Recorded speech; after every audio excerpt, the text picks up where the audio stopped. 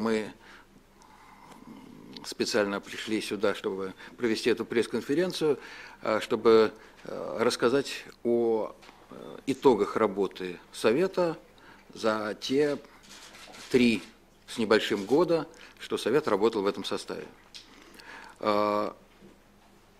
Могу сказать, что на встрече с президентом, которая была в конце прошлой недели, мы вручили ему вот эту брошюру. Здесь порядка 70 страниц. И самое ценное, что здесь есть, конечно, это вот этот диск.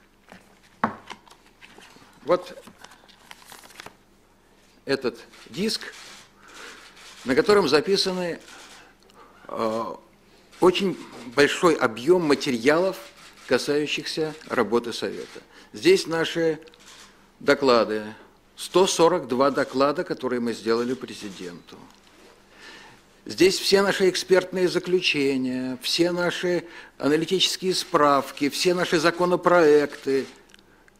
Мы, кстати говоря, так и не посчитали, сколько мы законопроектов передали президенту. Но много. Вот этот диск, он содержит все эти материалы, все стенограммы, все видеозаписи, которые были сделаны, аудиозаписи и так далее. То есть это огромная ценность, и я думаю, что на этом диске еще немало молодых ученых напишут свои диссертации. Почему сегодня наш Совет пришел на встречу с журналистами именно в таком составе? Потому что за этим столом сидят те, кто выступал на встрече с президентом. Конечно, мы не будем повторять то, о чем мы говорили президенту, но рассказать о той дискуссии, которая состоялась, я думаю, было бы правильно. И могу сказать, что Совет действительно очень много чего сделал за эти 3 года, и могу повторить те слова, которые я сказал на встрече с президентом. Мне не стыдно за все то, что сделал наш Совет. Мне стыдно за все то, что наш Совет не сделал, не сумел сделать или не успел сделать. Вот за это мне стыдно. Мы работали вместе. Ну вот я сама в этом Совете состою 10 лет, с 2002 года. 3 раза он за это время он обновлялся. 2 раза его формировал Владимир Владимирович Путин, и последний раз Дмитрий Анатольевич Медведев. И надо сказать, что вот этот последний Совет, ну, замечательный, прямо очень хороший Совет. Я с большим удовольствием в нем работала, и думаю, не я одна. Потому что действительно подобрались люди очень разные, разным делом занимающиеся. Далеко не все правозащитники, как я, нас там вот таких в чистом виде правозащитников совсем немного, но все это люди творческие, личности, люди, состоявшиеся профессионалы, каждый в своей области, и все они серьезно относились к работе в Совете и всерьез работали. И в Совете, и в его рабочих группах. У членов Совета возникла такая мысль, которую мы между собой обсуждали задолго до окончания нашего срока пребывания в Совете. Это, конечно, состоит мысль в том, что, конечно, следующий президент сформирует другой Совет. И не все из нас в соцсовет войдут. И мы вообще не знаем, чем будет заниматься тот Совет. А мы должны доделать то, что нам важно доделать. И поэтому у нас есть такой выход. Мы можем, после того, как наш Совет закончит работать,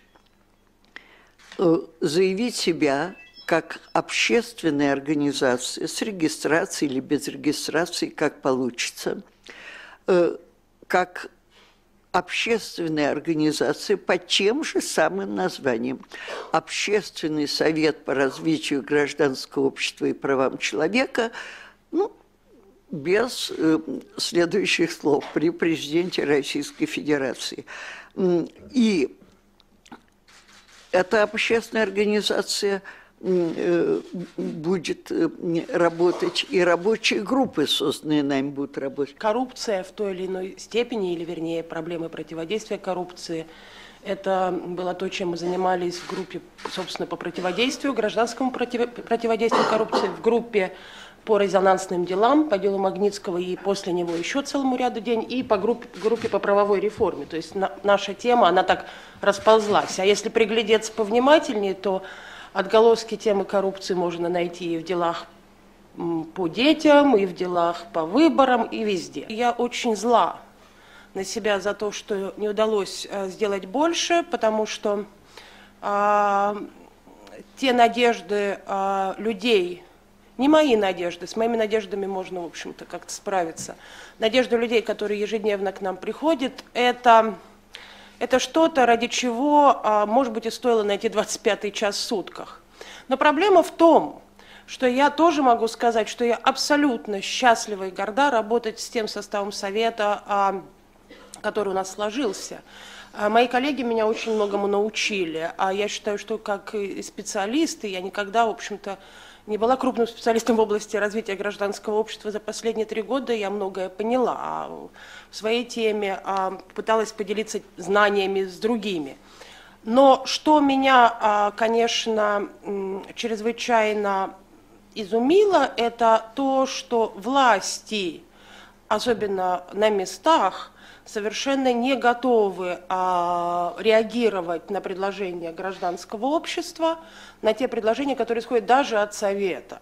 И раз за разом мы сталкивались с ситуацией, когда вот они, то есть ты приносишь бумажку, на которой написано дважды 24. Дважды 24, и больше ничего на этой бумажке не написано. А тебе говорят, в принципе, у нас есть другие данные. Это касается и дела Магнитского, это касается и многих других дел. И вот что делать в ситуации, когда вроде бы ты поручение, в рамках которого ты делаешь какую-то работу, вроде бы дал Совет, дал президент, вроде уж чего там еще, какие еще рычаги давления включать, но все равно люди за свои коррупционные интересы, за свои интересы сохранения себя во власти бьются так, что им абсолютно все равно, какими высокими словами подписано твое обращение или твое предложение. Я знаю, Михаил Александрович с этим регулярно сталкивается, и Людмила Михайловна, и все наши коллеги. Поэтому меня, как вы понимаете, меня очень порадовали коллеги, меня совсем не порадовало то, что там за занавесом нашей власти скрывается и как эта кухня работает. Соответственно, по коррупции я рассказала все на свете, можете посмотреть в стенограмме. Вот еще один большой плюс, который мне, честно говоря, очень нравится, что к вечеру вся стенограмма висит на сайте, и не надо пересказывать ни журналистам, никому, что ты там говорил. Вот, пожалуйста, на сайте берите, режьте, cut and paste, вот, и все готово. Вот. И, соответственно, можете посмотреть, что я там говорила, что отвечал президент. Наверное, я должна сказать о последней части нашей с ним беседы.